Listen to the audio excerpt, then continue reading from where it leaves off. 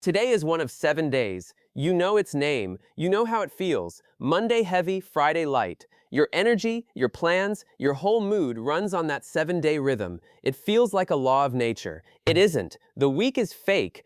The day is real. The month is real. The year is real. The week is the one piece of your calendar that humans simply invented. By the end, you'll know who invented it and why it's 7, why the days sit in this exact order, and what happened to the two empires that tried to delete it. Check the sky yourself. A day is one spin of the earth, a month is roughly one moon, a year is one lap around the sun. Now find the week up there. Nothing. No light in the sky blinks every 7 days. Nothing orbits, waxes, or returns. The week marks 0 astronomical events. So here's the real mystery.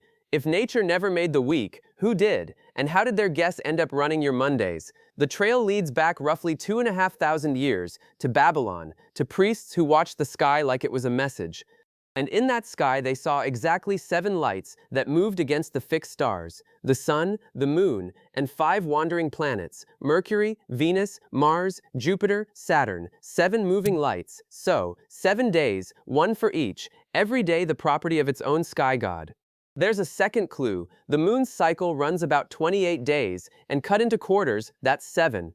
Honestly, scholars still argue which came first. Probably both helped. Either way, the week was born as astrology, with a calendar attached, a guess about the sky, dressed up as time. Now, look closer at the lineup, because something's off. Sunday is the sun's day, Monday is the moon's, so far, so tidy. But then comes Mars. The ancients ranked the planets by speed, Saturn slowest, Moon fastest. But the week doesn't follow that order. It doesn't follow brightness either.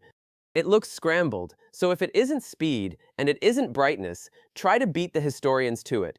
Why does Tuesday follow Monday? Guess. I'll give you a second. Here's the system the Babylonians' heirs actually used.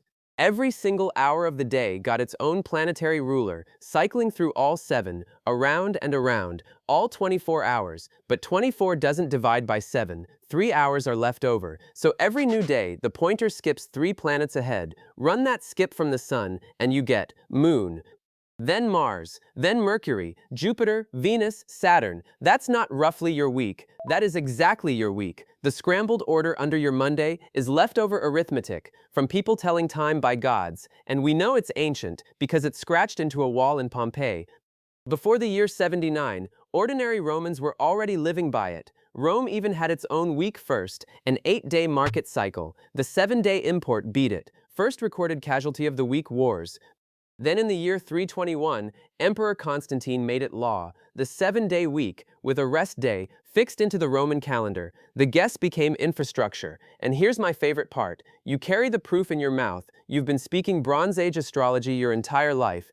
Listen to the words. Saturday, Saturn's day. Sunday, the sun's. Monday, the moon's. English never even repainted the sign. The others just got new costumes. The Norse swapped in their own gods. T for Mars, Woden for Mercury, Thor for Jupiter.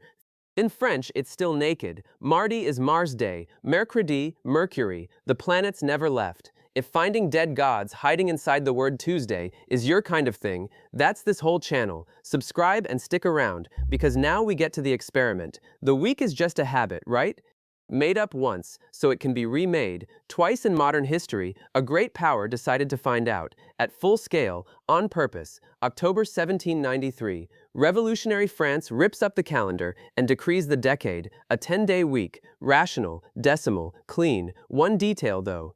Workers now got 1 rest day in 10, instead of 1 in 7. The workers, you will be stunned to hear, did not fall in love. And underneath, the old 7 beat kept ticking. Markets, masses, family visits. You can ban a calendar on paper. The rhythm kept walking. 12 years of official 10-day weeks. Then Napoleon shrugged, signed, and on January 1st, 1806, France woke up back on the 7. The decade died without a funeral. One empire down. 1929, Stalin's Soviet Union goes further. The Neporivka, the continuous week, 5 days. Factories never stop. The weekend is abolished as inefficiency. Every worker got a color, and every color got a different rest day. Machines never rested, but neither did families, together. Husbands and wives with mismatched colors barely shared a free morning. The plan optimized everything except being a human. By 1931, they retreated to a 6-day week. Still no Sunday, still nobody happy. Then, on June 27, 1940, the Soviet Union, an empire that feared nothing, quietly surrendered to the 7-day week. 11 years.